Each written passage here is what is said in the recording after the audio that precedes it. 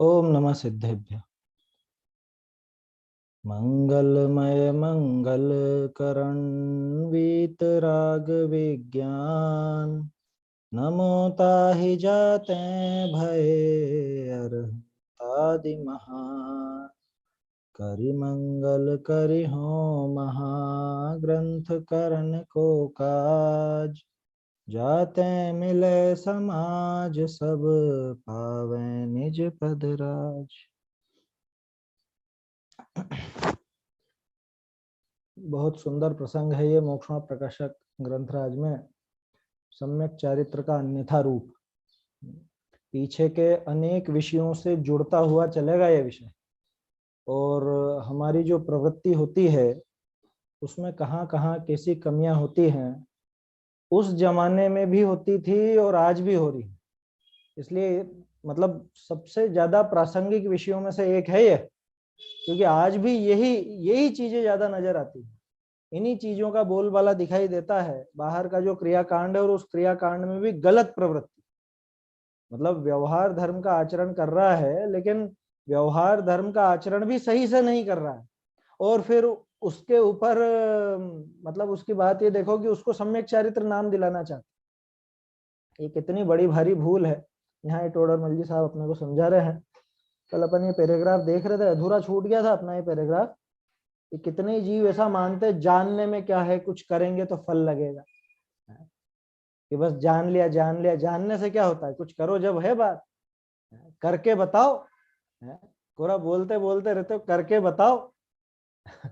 होता ना, बहुत आक्षेप लगते हैं स्वाध्यायी जीवों पर, स्वाध्यायी लोगों पर बहुत ज्यादा इस तरह के, क्या कहें, सीधे शब्दों में कहूँ तो टोंटबाजी की जाती है कि करना धरना कुछ है नहीं इनको, कोरी बातें ही बातें तो है। ये बताओ कुंद आचार्य ने क्या किया था? अरे कुंद आचार्य ने कुछ नहीं किया था, नहीं तुम बताओ ना क्या किया था। उन्होंने खुद ने क्या लिखा है कि हम क्या करते हैं, और कौन सी क्रिया को उन्होंने अपना बताया था या कौन सी क्रिया को अपना नहीं बताया था। कुंदाचार्य ने, अमृत चंद्राचार्य ने, योगिंदु देव ने, है योगिंदु देव का छंद आने वाला है ना जी, समंत भद्राचार्य ने, इन सब का आप पढ़िए ढंग से। वो किस क्रिया को अपनी क्रिया समझते थे और किसको अपनी नहीं समझते थे, या जो बाहरी आचरण होता था उसमें भी क्या उनके शिथिलता नजर आती थी कि हाँ हाँ करके दिखाएंगे, हम करके दिखाएंगे, ऐसे जोश जोश में किया गया उन्होंने, या सहज रूप से वो भाव बने तब हुआ। लेकिन लोगों को तो क्या है, थोड़ा क्या करना तो पड़ता ही है, बिना करे थोड़ी ना, एक और बातों का थोड़ी ना है, बस बातें कर ली, जान लिया। जानने से कुछ थोड़ी ना होता, कुछ करोगे तो होगा। बहुत से ऐसे उपदेशक आपको मिल जाएंगे। पहले खूब हम छोटे थे जब, सुना खूब ऐसे लोगों को, क्या कह रहे, पहले व्यवहार करोगे तभी तो निश्चय के पास पहुंच पाओगे, हैं? बिना व्यवहार करे, मतलब उसको ये तक नहीं पता कि निश्चय क्या चीज है, व्यवहार क्या चीज है, ये कुछ करने धरने की चीज है या ये कुछ मतलब क्या स्वरूप है निश्चय व्यवहार का, ये मालूम नहीं। उनके दिमाग में तो ये है कि बाहर का आचरण वो व्यवहार, और ये आत्मा का ध्यान ये निश्चय। जबकि आत्मा का ध्यान न निश्चय है, न बाहरी क्रियाएं व्यवहार। इतनी बात समझ में नहीं आती, और फिर आक्षेप लगते हैं, लगाए जाते हैं एक दूसरे पर कि हम करते हैं तुम कुछ नहीं करते, इत्यादि इस तरह की बहुत बातें चला करती। क्या कह रहे हैं, कितने ही जीव ऐसा मानते हैं जानने में क्या है, कुछ करेंगे तो फल लगेगा। ठीक है साहब, अब करने की बात आ गई। सम्यक चारित्र में तो करने ही करने की मुख्यता है, ऐसा उसके दिमाग में चलता है। जबकि सम्यक चारित्र में भी करना क्या है, जो है सारा का सारा काम यहीं का यहीं होना है, बाहर में थोड़ी ना कुछ करना है। बाहर में कुछ करने का नाम सम्यक चारित्र है क्या? पहले तो ये दिमाग साफ कर लेना बिल्कुल अपना। क्या बाहरी क्रिया करने से सम्यक चारित्र होता है, या बाहरी क्रिया का नाम सम्यक चारित्र है? अगर ऐसा दिमाग में बैठा है तो भ्रम है, भ्रम है, भ्रम है, उसको निकाल फेंकना बहुत जल्दी, जितनी जल्दी हो सके। क्योंकि शरीर की क्रिया से उस सम्यक चारित्र का लेना देना बिल्कुल भी नहीं है, जरा सा भी नहीं। क्या करे बाहर में कि सम्यक चारित्र हो जाए, बताओ? एक ही बात में सारी की सारी मान्यता खंडित हो जाएगी। कौन सी? वो द्रव्यलिंगी मुनिराज जो 9वें ग्रह तक जाते हैं, उन्होंने क्या नहीं किया बाहर। क्या नहीं किया? कौन से आचरण में कमी रखी? कौन सी क्रिया कमजोर थी? फिर भी उसके बावजूद क्या वो सम्यक चारित्र नाम पाया? उनका वो जो आचरण था बाहर का, वो शरीर की क्रिया सम्यक चारित्र नाम पाया क्या उसने? उसे सम्यक चारित्र कहते हैं क्या हम? सवाल ही नहीं, सम्यक चारित्र कहां से? सम्यक दर्शन ही नहीं तो सम्यक चारित्र कहां से होगा? ये सबसे पहले समझ लेना, यही बात आगे आ रही है। तो ये तो क्या करता है कि कुछ करेंगे तो फल लगेगा ऐसा सोच के बाहर की क्रिया का ही उद्यमी रहता है, बाहर में ही उद्यमी रहता है और तत्व ज्ञान का उपाय नहीं करता। जबकि तत्व ज्ञान के बिना तो महाव्रतादिक का आचरण भी मिथ्या चारित्र ही नाम पाता है। वो द्रव्यलिंगी, मात्र द्रव्यलिंगी कहना चाहिए, वास्तव में तो द्रव्यलिंगी असली तो वही है जो भावलिंगी है साथ में।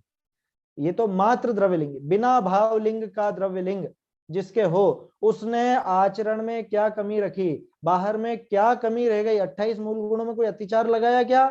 कोई दोष लगाया क्या है? बल्कि इतना तक कहते हैं कि पूरी खाल उतार के नमक मिर्ची भर दे तो भी आंख की कोर तक लाल ना, ऐसे। फिर भी मिथ्या चारित्र, कि सारा आचरण मिथ्या चारित्र है। बोलो कैसे कैसे स्वीकार कर ले? हृदय बहुत कड़क करना पड़ेगा उसके लिए, है ना? अपन बात कर रहे हैं अन्य की, अरे अभी अपने ही चारित्र पर अगर उंगली उठा दिया जाए, है वहां पे उंगली उठा दी जाए और कहा जाए कि आपका ये सब बेकार है, कुछ भी नहीं आपकी ये क्रिया में, ये आप बैठ के सुन रहे हो ना, ये कुछ काम का नहीं है क्या? इतना कहते अरे ऐसे कैसे नहीं है?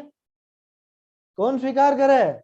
बहुत एकदम क्या कहें उसको देशी भाषा में, बिल्कुल कड़क छाती चाहिए एकदम ये बात झेलने के लिए, बहुत मजबूत, नहीं तो उछल पड़े जरा जरा से। इतना सब करने के बावजूद आप उसको मिथ्या चारित्र कह रहे हो। देखो सम्यक चारित्र नहीं है ये बात तो पच जाती है, मिथ्या चारित्र है? ये ऐसा लगता है जैसे गाली दी गई। तो टोडरमल जी ने ये कहने का दम रखा, तत्व ज्ञान के बिना वो द्रव्यलिंगी मुनिराज जो 9वें ग्रवेक तक हो आए, उस शुभ भाव के दम पर उनका वो शुभ भाव सम्यक चारित्र नाम नहीं पाया, उनकी वो बाहरी क्रिया सम्यक चारित्र नाम नहीं पाया उसने। किसके बिना? तत्व ज्ञान के बिना।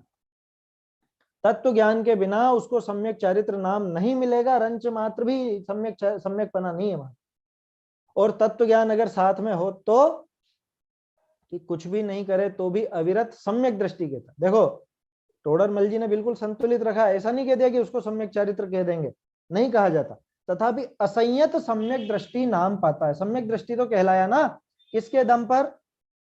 किसके दम पर? तत्व ज्ञान के दम पर। तत्व ज्ञान के दम पर ये तो हो गया सम्यक दृष्टि, और वो तत्व ज्ञान के अभाव में वो सारी क्रियाएं करता हुआ भी मिथ्या चारित्र बनती। कितनी कितनी भारी बात है, पढ़ने में ऐसी सीधी लगती है, लेकिन इस पर विचार किया जाए तो कितना भारी अटैक है एक तरह से। क्या ये सारा मिथ्या चारित्र, इतना सब हम करते हैं मिथ्या चारित्र। अभी मान लो आपसे कोई कह दे कि आप ये जो सुबह मंदिर जाते हो, पूजा करते हो, भक्ति करते हो, स्वाध्याय करते हो आप 3-4 टाइम की, ये सारा आपका मिथ्या चारित्र है, कैसा लगेगा सुनने में? है कि ये सारा मिथ्या चारित्र है हमारा? कि ये बताओ कि मिथ्या चारित्र किसको कहा जाता है? किसे कहते हैं मिथ्या चारित्र? किस, वो जो उसके कषाय का उदय है, किसके? मिथ्या दृष्टि जीव के। मिथ्या दृष्टि जीव के जो कुछ भी कषाय का उदय है, चारित्र मोहनी के कारण जो कषाय भाव पैदा होते हैं, उन सबका नाम मिथ्या चारित्र है। वो चाहे शुभ हो चाहे अशुभ हो। पहले भी शायद अपन ने बात की थी, वो मिथ्या चारित्र का स्वरूप शायद दूसरे या तीसरे अधिकार में कहां पर था, उसके अंदर आया था ना, वहां पे भी वो जो एक किसी ने ऐसा अर्थ निकाल दिया था अटपटा सा, है कि देखो मुनिराज के भी मिथ्या चरित्र होता है, ऐसा कुछ उन्होंने बात कर दी थी वहां पर, शायद तीसरे अधिकार में मेरे ख्याल से होना चाहिए वो। एक सेकेंड,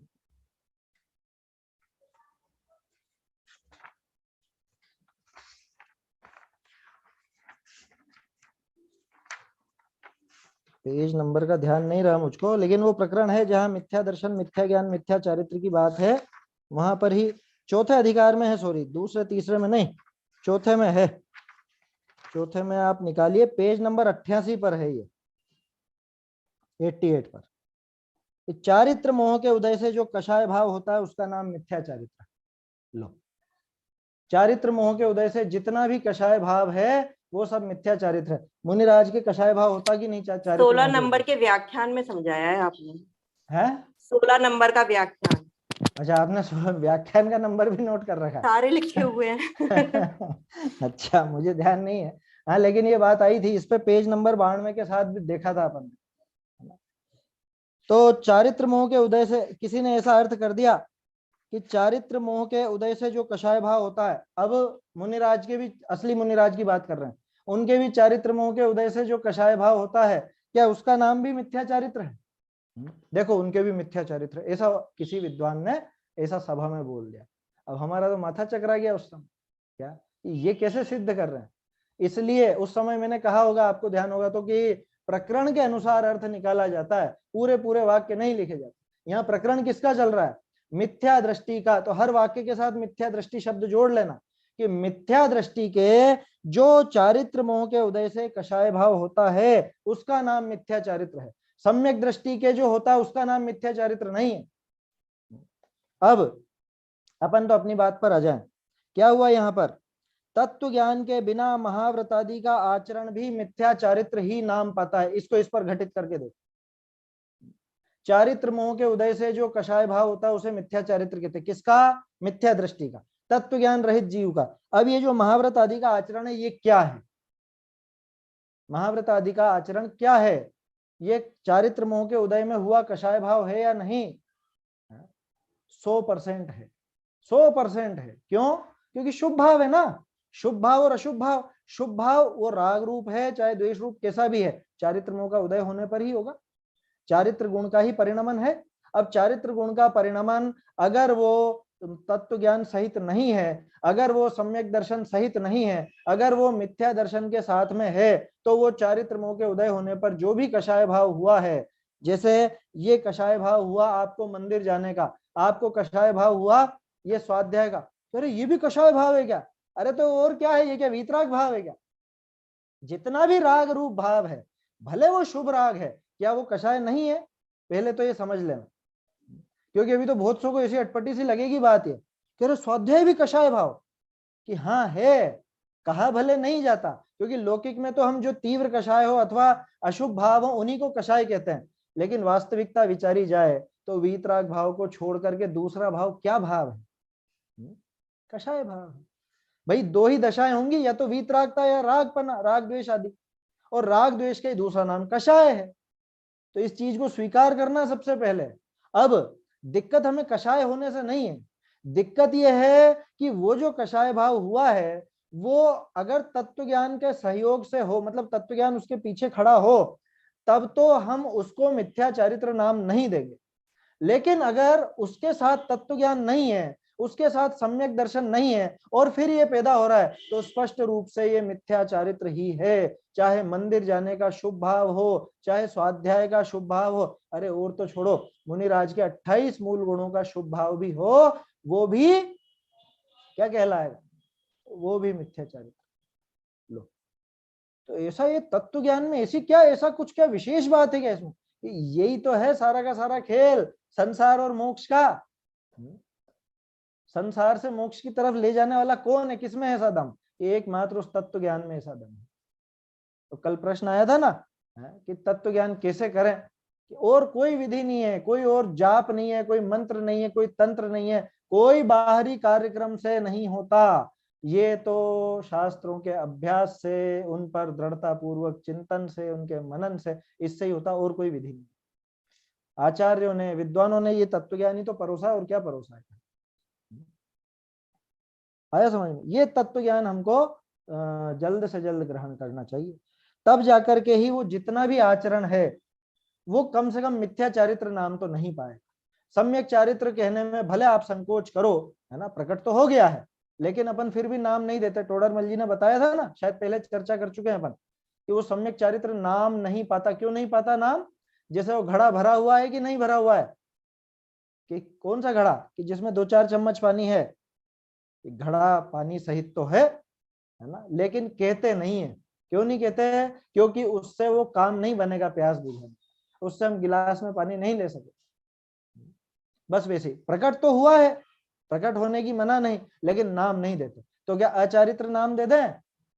ये बात भी पहले कर चुके अपन। अचारित्र नाम तो मिथ्या चारित्र का है। अचारित्र नाम कभी भी सम्यक दृष्टि को नहीं दिया जाएगा, ये दिमाग में रखना अच्छे से। बहुत से लोग ऐसे संकोच में अचारित्र बोल देते हैं चौथे गुण स्थान में, क्या कि मिथ्या चारित्र तो है नहीं, क्योंकि मिथ्या दृष्टि नहीं है। सम्यक चारित्र तो 7वें में होगा, तो क्या कहें इसको कि अचारित्र कह दो।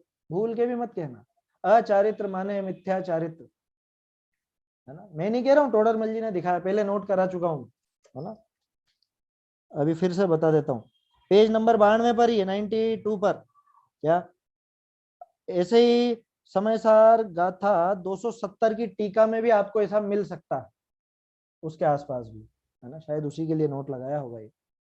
तो गाथा ये पेज नंबर 92 पर भी आप देख सकते हैं। अदर्शन मिथ्या दर्शन के लिए प्रयोग किया गया, अज्ञान मिथ्या ज्ञान के लिए प्रयोग किया गया, और अचारित्र मिथ्या चारित्र के लिए प्रयोग किया गया है, ये टोडरमल जी ने स्पष्ट कहा।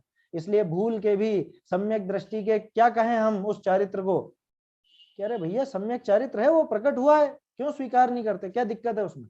ये हमको पता है कि वो मोक्ष मार्ग में बढ़ने के लिए भी परफेक्ट नहीं है, क्योंकि 3 कषाय चौकड़ी का अभाव हो तो ही हम कहेंगे कि हाँ, मतलब दृढ़ता से तभी कहा जाएगा सम्यक चारित्र, क्योंकि उसके में ऐसा परिवर्तन नजर नहीं आ रहा, वो सारा परिवर्तन अंदर अंदर हुआ है। आया समझ में? तो इसलिए वो हमको ध्यान रखना चाहिए उस विषय में। खैर वो अलग बात है। यहाँ तो बात यह है कि तत्व ज्ञान के बिना महाव्रत आदि का आचरण भी मिथ्या चारित्र ही नाम पर, कि महाव्रत धारी भी हो, महाव्रत आदि भी धारण करे, तो भी मिथ्या चारित्र, किसके अभाव में? तत्व ज्ञान के अभाव में।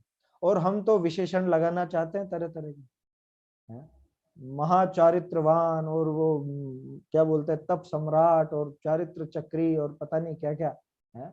ज्यादा विशेषण ऐसा मैं नहीं कहना चाहता है ना, लेकिन सबने देखे होंगे, ऊट पटांग कुछ भी नाम ऐसे रख लेते कोई क्या नाम रख ले, मतलब वो विशेषण अपने नाम के आगे जोड़ने की प्रवृत्ति चल पड़ी है ना आजकल।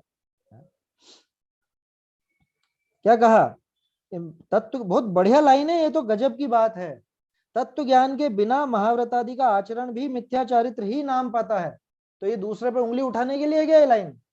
नहीं, ये स्वयं को सचेत करने के लिए है कि भैया तत्व ज्ञान के बिना अपनी सारी क्रिया बेकार, धूल धूल धूल। जैसे धूल में लट्ठ चलाता है ना कोई, तो धूल में लट्ठ चलाने से क्या होगा कि चारों तरफ धूल ही उड़ेगी, गंदा ही होगा, और कुछ नहीं होगा, खुद ही गंदा होगा।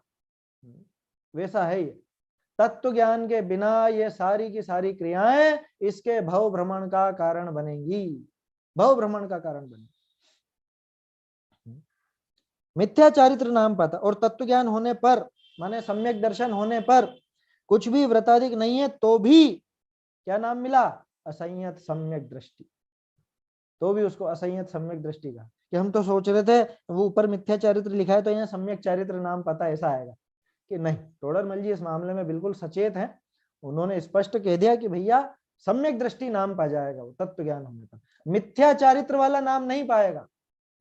ये खास इशारा यहाँ समझने लायक है ना, कि वो मिथ्या चारित्र नाम तो नहीं पाएगा, सम्यक दृष्टि हो जाएगा। इसलिए क्या करना? पहले तत्व ज्ञान का उपाय करना, पश्चात कषाय घटाने के लिए बाह्य साधन करना, कषाय घटाने के लिए बाह्य साधन करना। ये लाइन में बहुत कुछ छुपा हुआ है। सबसे पहली बात तो यही कि क्या करना, सबसे पहले कि सबसे पहले तत्व ज्ञान करना। अरे हमारे तो बच्चों की वो है ना पाठमाला, उसमें भी क्या है, वो दिनचर्या वाले पाठ में सुबह उठ करके सबसे पहले क्या काम करना, आजकल कोई नहीं करता, न सोते समय न उठते समय जो करते कराते हैं वो अच्छी बात है, ध्यान देना चाहिए, लेकिन आजकल तो सोने का समय भी तो बहुत बहुत हो गया है ना। आजकल तो कि साहब हम तो रात को 10-10 11-11 बजे तक हम तो स्वाध्याय सुनते रहते हैं, प्रवचन सुनते रहते हैं। कि क्या सुनते होंगे हमें सब पता चल रहा है आया समझ में? क्या सुनेगा वो इतने, मतलब ऐसे क्या कहें, देखो मैं तो सीधे शब्दों में कहता हूँ, उल्लू की तरह जाग करके क्या समझ में आएगा? उससे तो आप रात को जल्दी सो जाओ, सुबह फ्रेश माइंड में उठ के 4 बजे 5 बजे आप सुनो, उसमें कोई दिक्कत नहीं है। लेकिन रात को इतनी लेट तक जगे, अब वो आधा तो ऊँघते ऊँघते सुनेगा, और फिर सोते समय क्या विचार चलेगा, कैसे विचार चलेगा? जो चला लेते हैं वो धन्य है, लेकिन मैं तो इस तरह का जीव नहीं हूं, तो मुझे तो समझ में नहीं आती वो पद्धति। मैं ज्यादा देर तक जगता भी नहीं और ज्यादा उसमें अटेंड भी मैं नहीं कर पाता। कोई अगर कहे कि 10 बजे तक आपको रहना, मैं नहीं रह सकता, है ना। उस स्थिति में नहीं रहता कि भाई बोलूं या कुछ ऐसा करूं।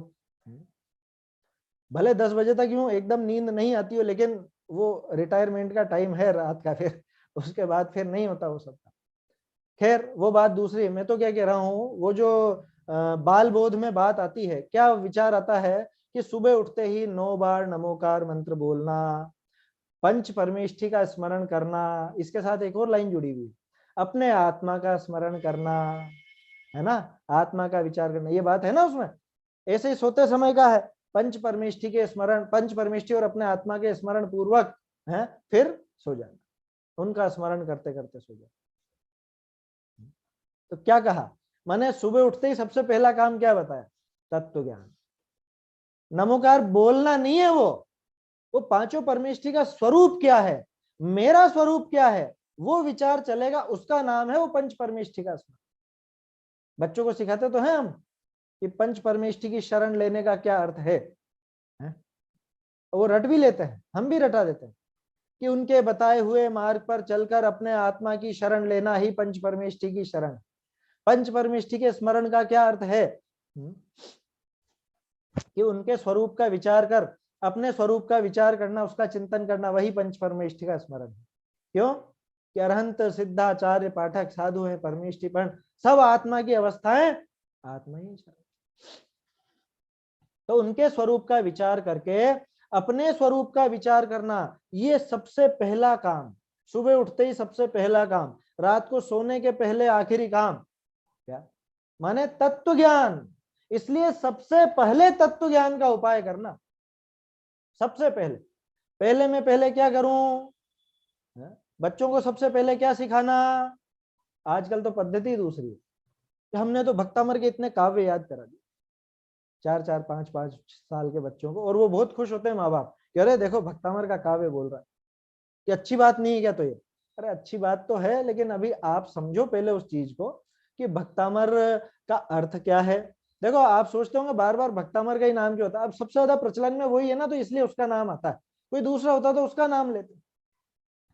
आप दूसरी चीज पर लगा लो, स्तुतियां लगा लो, और कोई चीज लगा लो, है ना, कि हमने तत्वार सूत्र का याद करा दिया, ठीक है भैया अच्छी बात है करा दिया, उसका अर्थ उसको मालूम है या नहीं, या और चीजें जो भी हैं वो पाठ करना आता है तो शुद्ध बोलना आता है या नहीं, उसका अर्थ मालूम है या नहीं। अगर अर्थ ही ख्याल में नहीं होगा तो वो क्रिया क्या काम आएगी?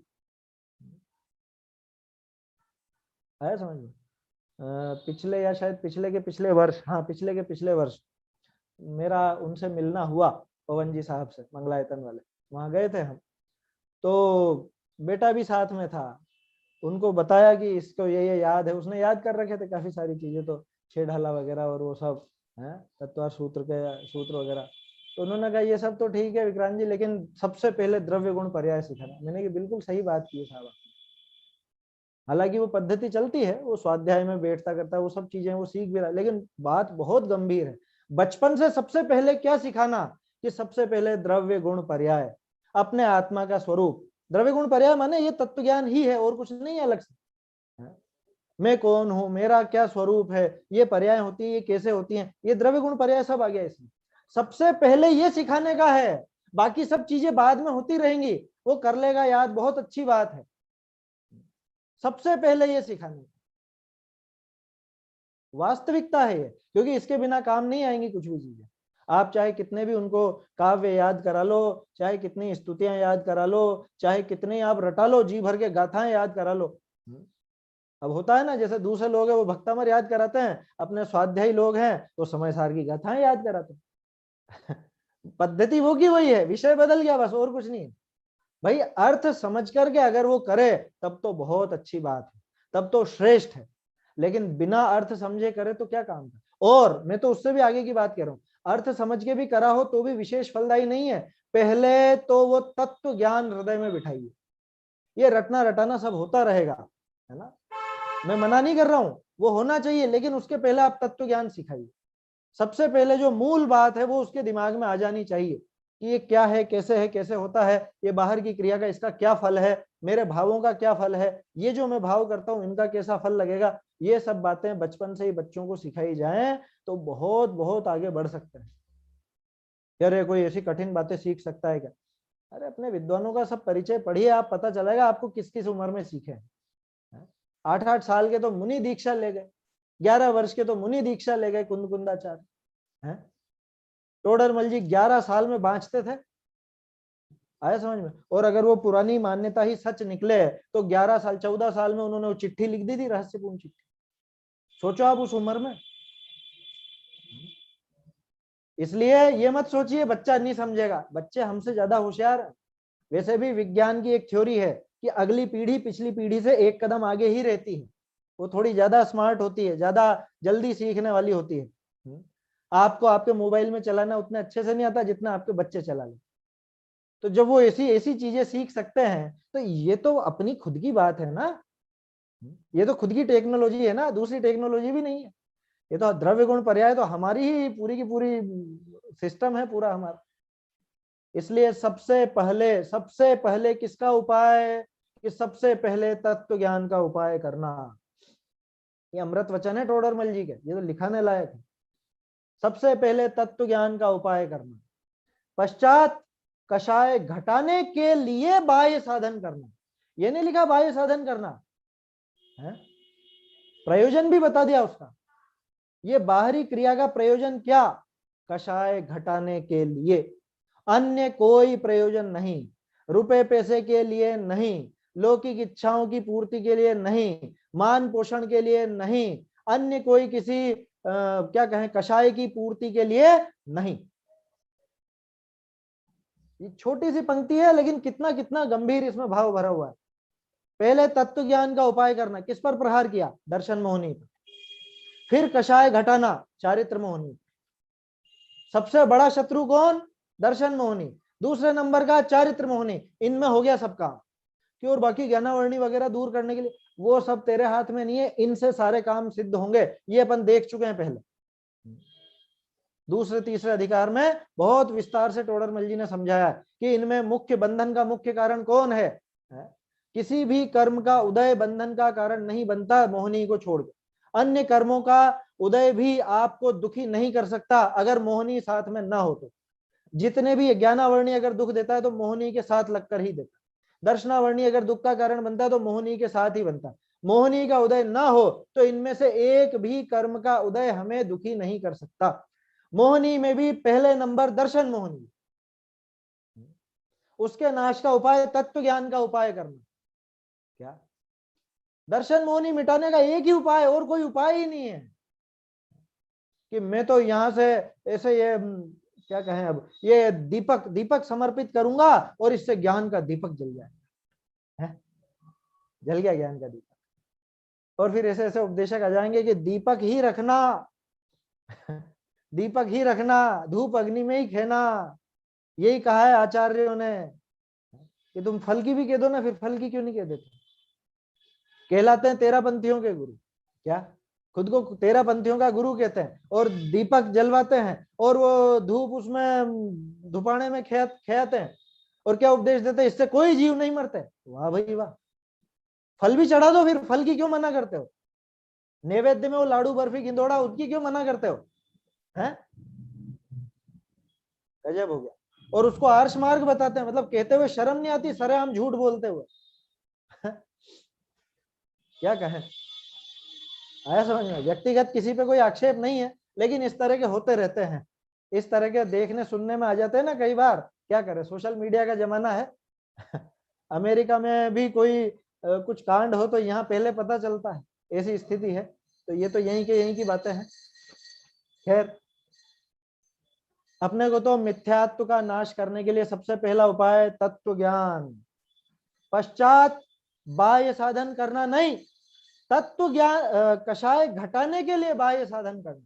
माने बाहरी साधनों का औचित्य भी किसके लिए, मात्र कषायों को घटाने के लिए। क्या मतलब, इस बात पे इतना जोर क्यों दे रहे हैं कि अगर बाहरी साधन कषाय बढ़ाने का कारण बन रहा हो छोड़ देना तत्काल।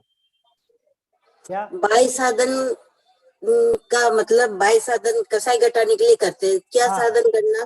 बाह्य साधन का मतलब व्रत है उपवास। व्रत, तप, उपवास, पूजा, भक्ति, स्वाध्याय, जो बाहरी क्रियाएं जिनको हम कहते हैं व्यवहार धर्म, जिनको हम कहते हैं व्यवहार सम्यक चारित्र, है ना, क्योंकि सम्यक चारित्र का प्रकरण है ना।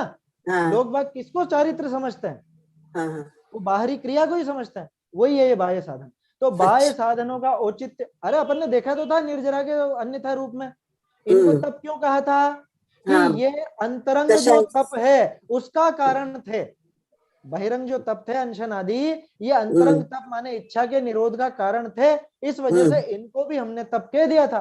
ठीक उसी तरह से इनको चारित्र नाम क्यों मिला 28 मूल गुणों को, कि ये असली सम्यक चारित्र के सहायक होते हैं, या ये उसमें ऐसे सहायक कारण बनते हैं, इसलिए इनको भी हम व्यवहार से चारित्र कह देते हैं।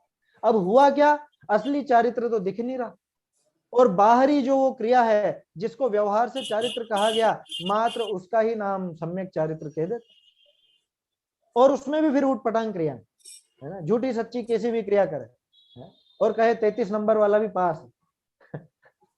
समझ में आई बात? तो वैसा काम नहीं बनेगा। बाह्य साधन किसके लिए? कषाय घटाने के लिए, मान पोषण के लिए नहीं, कषाय बढ़ाने के लिए नहीं, रुपए पैसे संपत्ति आदि के लिए नहीं, लौकिक में अपना नाम ऊंचा करने के लिए नहीं, या कोई विषय भोग के लिए नहीं। आया समझ में? किसी भी प्रकार की लौकिक इच्छा के लिए नहीं है, बल्कि एकमात्र कषाय घटाने के लिए, माने चारित्र मोहनी पर प्रहार करने के लिए ये बाहरी क्रियाएं थी।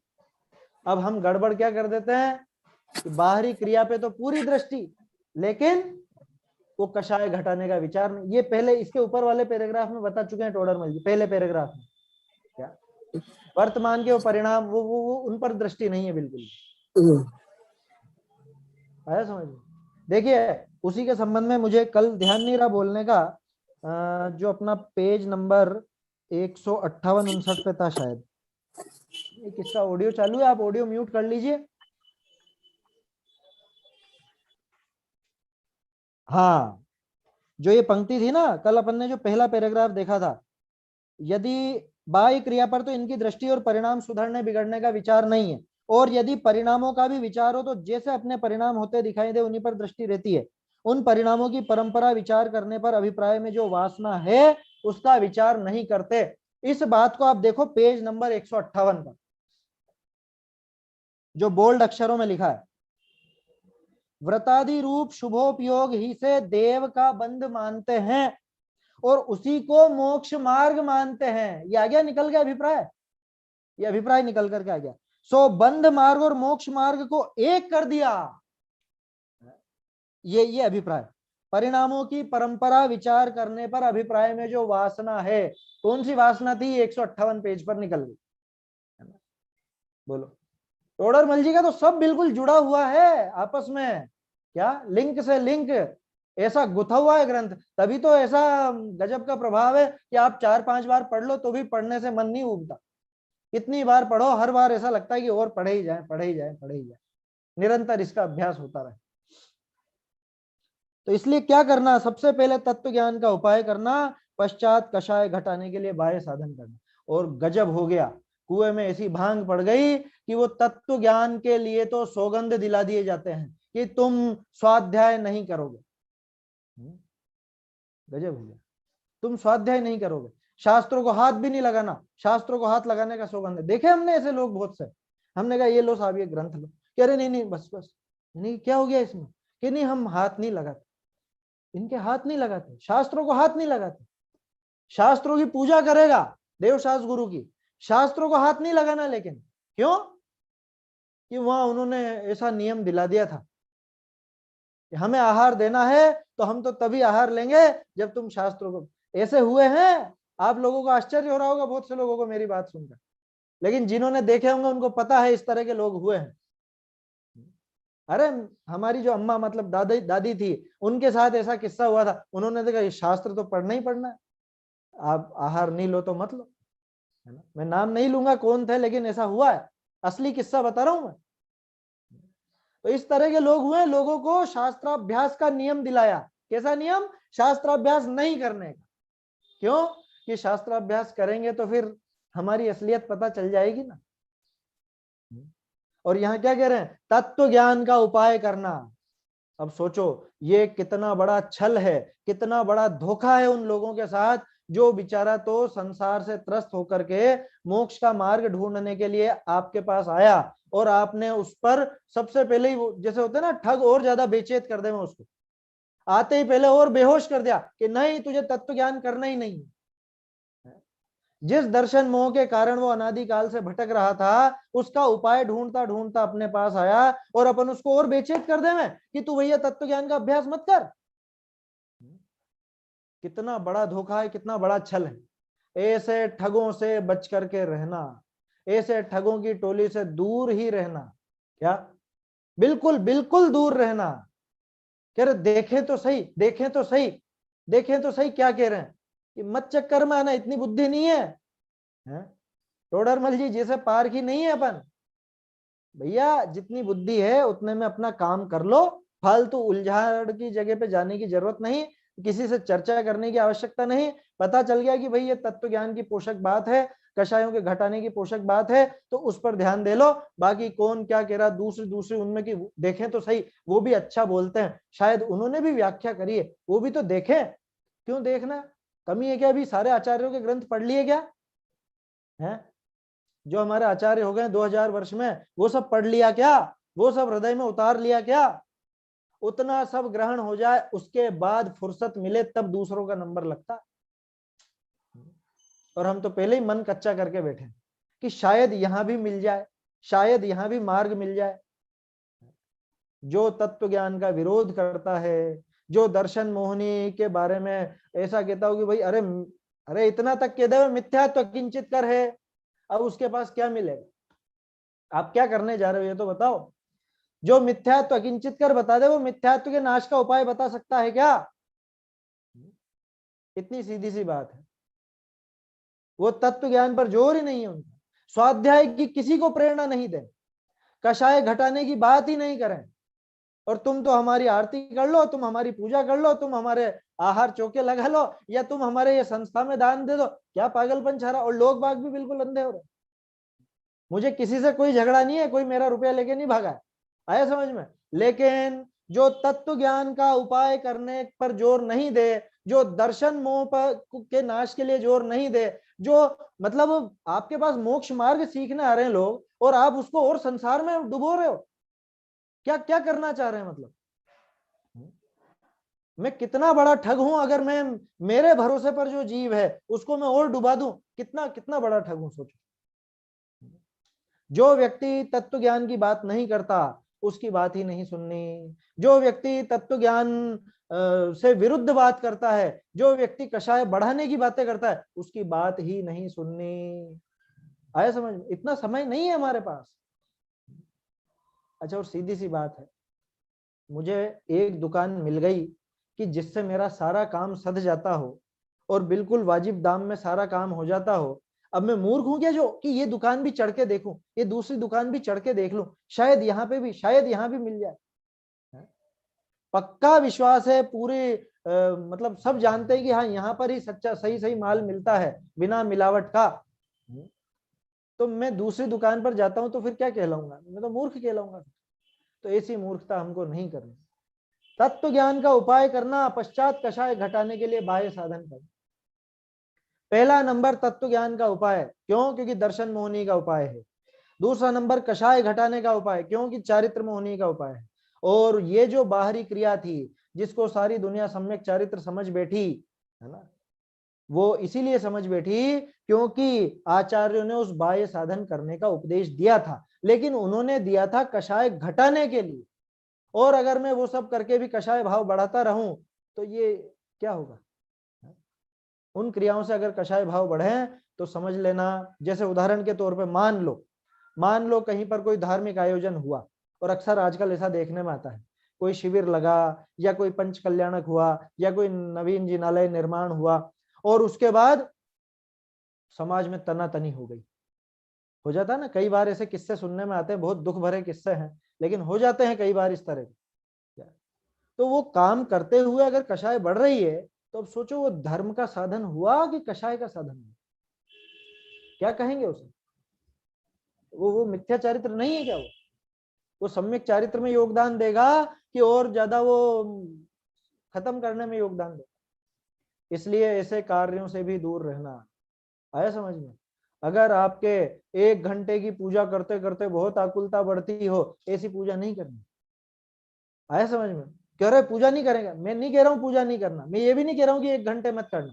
मैं तो ये कह रहा हूं जिसमें बहुत कषाय बढ़ रही हो, जिसमें बहुत आकुलता हो रही हो, वो काम नहीं करना। क्योंकि आकुलता घटाने के लिए ये बाह्य साधन थे। ये काम करते हुए भी अगर आकुलता बढ़े तो ये तो उल्टा काम हो गया। जिस काम में 100% मुनाफा होने की उम्मीद थी, मैं वो काम करके अगर घाटा लगा लूं तो इससे बड़ा दुर्भाग्य और क्या कहा जाएगा, है ना?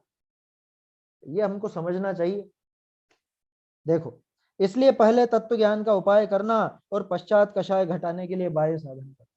ये वास्तविक जबरदस्त उपदेश है। ये टोडरमल जी का एक तरह से अपने लिए क्या कहें, इसको सदुपदेश कह लो, चाहे प्रतिज्ञा उनकी कह लो, या प्रतिज्ञा क्या चेतावनी समझ लो। यही योगींद्र देवकृत श्रावकाचार में कहा है। योगींद्र देव का श्रावकाचार ग्रंथ है सावय धम्म। हाँ, इस विषय में मुझे विचार आया था कहने का कि जब आप में से जो लोग बच्चों को पढ़ाते हैं पाठशाला आदि में, वो लोग खास ध्यान रखें, है ना। आत्मा परमात्मा वाले पाठ में योगींद्र देव का परिचय है, उसमें मात्र 2 ग्रंथों का नाम आता है, एक तो अपने योग सार और एक परमात्मा प्रकाश। तो आप पढ़ाएं तो ये भी नोट करके रखें, बच्चों को बताएं कि एक सावय धम्म नाम का भी ग्रंथ है। सावय धम्म भी कहते हैं और सावय धम्म दोहा भी कहते हैं उसे। और एक और है अमृता शीति, वो भी योगींद्र देव का है। अमृता शीति, सावय धम्म और योग सार और परमात्मा प्रकाश, ये 4 के तो नाम मिलते हैं। इसके अलावा भी कोई शोधकर्ता विद्वानों को मिले हो तो वो हमको ध्यान रखना चाहिए। बच्चों को हमें ये परिचय देने चाहिए, और जब वो परिचय लिखा गया उस समय पे ध्यान नहीं गया या जो भी हुआ हो, वो उस परिचय में नहीं आ पाए नाम, कोई बात नहीं, अभी बता दें, कोई दिक्कत थोड़ी ना इसमें। क्या कहा उन्होंने? मूल तो अपने को ये देखना है। दंसण भूमि बाहिरा जी वह रुक्षण हुंती। कितनी बड़ी बात कह दी। दंसण भूमि बाहिरा यानी दर्शन की भूमि से बाहर। दर्शन माने सम्यक दर्शन, ये तत्व ज्ञान कि सम्यक दर्शन भूमि के बाहर हे जी वह रुख न हुंती, कि व्रत रूपी वृक्ष, है ना, रूख बोलते हैं अभी बहुत सी जगह, रूखड़े बोलते हैं वृक्षों को। तो वह रुख यानी व्रत रूपी वृक्ष नहीं होते, हो ही नहीं सकते। किसके बाहर? कि दर्शन भूमि के बाहर। अरे पेड़ कहाँ लगेंगे? भूमि पर लगेंगे, और भूमि तो दर्शन की होगी तो लगेंगे, बाकी तो पत्थर ही पत्थर है, पत्थरों पर पेड़ नहीं पनप। ऐसा समझ लेना। अर्थ बिल्कुल सीधा है। इस सम्यक दर्शन भूमि का बिना हे जीव व्रत रूपी वृक्ष नहीं होते। अब बोलो किसकी कही हुई बात है? कांजी स्वामी की कि टोडरमल जी की? लोगों को तो ऐसा लगता है कि ये तो मुमुक्षुओं की बात है, ये तो स्वाध्यायी लोगों की बात है। कौन सी? कह रहे ये तो बस सम्यक दर्शन पे ही जोर देते हैं, बाहर का कुछ करते धरते तो है नहीं। वही जो ऊपर बात आई थी कि जानने में क्या है, कुछ करोगे तो फल लगेगा। तो कह रहे हैं कि सुन, पहले कुछ करोगे, कब करोगे? सबसे पहले सम्यक दर्शन कर लेना, क्योंकि दर्शन भूमि के बिना तो पेड़ लगाना चाह रहे हो तुम, चारित्र का कहाँ पे लगाओगे? हैं? कहाँ पे लगाओगे? हवा में? हवा में पेड़ उगा दूंगा क्या मैं? कि पत्थरों में, चट्टानों पर? कि पेड़ उगाना चाहता हूं साहब, हम तो पेड़ उगा के ही रहेंगे, पेड़ उगा के। जमीन है तुम्हारे पास? कि नहीं, जमीन तो नहीं है। जमीन नहीं है तो पेड़ कहाँ पे उगाओगे? तो ऐसे ही सम्यक दर्शन की भूमि सबसे पहले चाहिए, तत्व ज्ञान की भूमि सबसे पहले चाहिए, उसके बाद ही व्रत आदि होते हैं। और हम तो इतने उतावल है कि सम्यक दर्शन तो लेते रहेंगे बाद में, पहले तो व्रत ले लो। उसके पहले व्रत आदि बिल्कुल भी कार्यकारी नहीं है, नहीं है, नहीं है, ये 100% पक्की बात मान। अब लेकिन एक बहुत बड़ा संकट खड़ा होता है कि साहब सम्यक दर्शन के बिना ये कुछ भी नहीं है कार्यकारी। तो जब तक सम्यक दर्शन न हो तब तक फिर क्या ये कुछ भी नहीं करें हम? कोई प्रतिज्ञा आदि नहीं ले, या कोई पाप से निवृत्ति नहीं ले? ये प्रश्न खड़ा हो जाता है कि भैया कषाय घटाने के लिए वो बाहरी साधन तो होंगे, लेकिन दिमाग में बिल्कुल साफ करके रखना कि ये जरा भी फलदायी नहीं है। ये सिर्फ मैं उस बहाव को मंद करने के लिए, उस कषाय को घटाने के लिए उतने मात्र में ये काम आ सकते हैं, लेकिन इनसे मेरा मोक्ष मार्ग का जरा भी प्रयोजन हल होने वाला नहीं है। ये पक्का बिठा लेना दिमाग में, नहीं तो आश्रव, संवर, बंध, निर्जरा इन सब तत्व संबंधी भूल खड़ी रहेगी। वो सब प्रतिज्ञाएं भी होंगी, है ना, वो व्रत आदि भी होंगे, वो सारी चीजें होंगी। ध्यान रखना, मुनि व्रत की बात नहीं लेंगे अपन यहाँ पे, नहीं तो आप कहोगे हाँ मुनि व्रत भी हो जाएगा, ऐसे तो नहीं होगा, वो नहीं होगा, उसके लिए बात नहीं है। श्रावक की भूमिका की बात कर रहे हैं अपन। श्रावक को सम्यक दर्शन के पहले ये सब, जैसे जो अभक्ष आदि हैं, सप्त व्यसन आदि हैं, या और जो जिनसे भी हिंसा का संबंध है ज्यादा, या पाप जिनसे ज्यादा बढ़ता है, उन सब चीजों को तो छोड़ेगा ही सही ना, बुद्धिपूर्वक छोड़ेगा। लेकिन ये पक्का मान के चलना कि ये छोड़ना कार्यकारी नहीं है। कब तक? कि जब तक सम्यक दर्शन ना हो। तो क्या करना? अब फिर तो हम क्या व्रत आदि नहीं करें कि नहीं, तू सम्यक दर्शन का उपाय कर, इनको तो साथ साथ चलने दे, लेकिन तू सम्यक दर्शन के उपाय में ढीला मत हो। क्योंकि होता क्या है, वो इनका उपाय करके इनमें मगन हो जाता है, रम जाता है इनमें, ये सब करके सोचता है कि अरे इतना तो कर लिया, और क्या करें। इतने व्रत उपवास करते हैं, इतनी प्रतिज्ञा लेते हैं, इतना हम स्वाध्याय आदि करते हैं, और क्या करें, इसमें संतुष्ट हो जाता। सम्यक दर्शन का उपाय कर, तत्व ज्ञान का उपाय कर, तत्व ज्ञान हृदय में बैठ जाए, यहाँ स्थापित हो जाए, ज्ञान ज्ञान में प्रतिष्ठित हो जाए, ऐसा क्या, तभी जाकर के ये बाहरी क्रिया सब सफल होगी। इसको इस तरह से समझना, ऐसे उदाहरण से कि जैसे कोई स्टाम्प होता है ना, स्टाम्प लिखा जाता है, स्टाम्प लिख भी गया, सब हो गया, सब बहुत अच्छा सब लिख दिया, वैलिड है या नहीं है? कि बिल्कुल भी वैलिड नहीं है। क्यों नहीं है साहब वैलिड? कि इस पर सील तो लगी नहीं, साइन तो हुए ही नहीं, तो सील लगाए बिना, साइन हुए बिना वो स्टाम्प किसी काम का नहीं है। समझ में आई बात? कि ठीक है तो फिर कुछ भी मत लिखो, कि नहीं तू लिख तो सही, लेकिन उसके साथ सील और वो स्टाम्प और वो साइन वगैरह सब तैयार रख। क्या? क्योंकि ये तू लिखेगा और जब तक साइन नहीं होंगे तब तक तो कोई काम का नहीं है, इसलिए साइनिंग के लिए भी तैयार रहे। सील और वो जो क्या बोलते हैं उसको, वो ठप्पा लगाने का स्टाम्प पैड जो होता है, वो भी तैयार रख, ये सारी तैयारी भी पूरी रख, क्योंकि ये जो लिखा गया है ये तो वैलिड तभी होगा जब तेरे साइन हुए। इसलिए सम्यक दर्शन का उपाय तो करते ही रहना, और सम्यक दर्शन प्राप्त होगा तभी जाकर के ये सारे के सारे जो व्रत आदि हैं, बाहरी क्रियाएं हैं, तभी जाकर के ये गुण करेंगी, नहीं तो कोई गुण करने वाली नहीं। लिखा था ना वहां पे, अपन ने देखी थी गाथा, कुंदकुंदाचार्य ने लिखा तो था। इसको किसका श्रद्धान है? कि इसको संसार, ये भोगों को दिलाने वाले धर्म का श्रद्धान। तो ये भोगों को दिलाने वाला धर्म कहलाएगा अगर सम्यक दर्शन नहीं हुआ तो।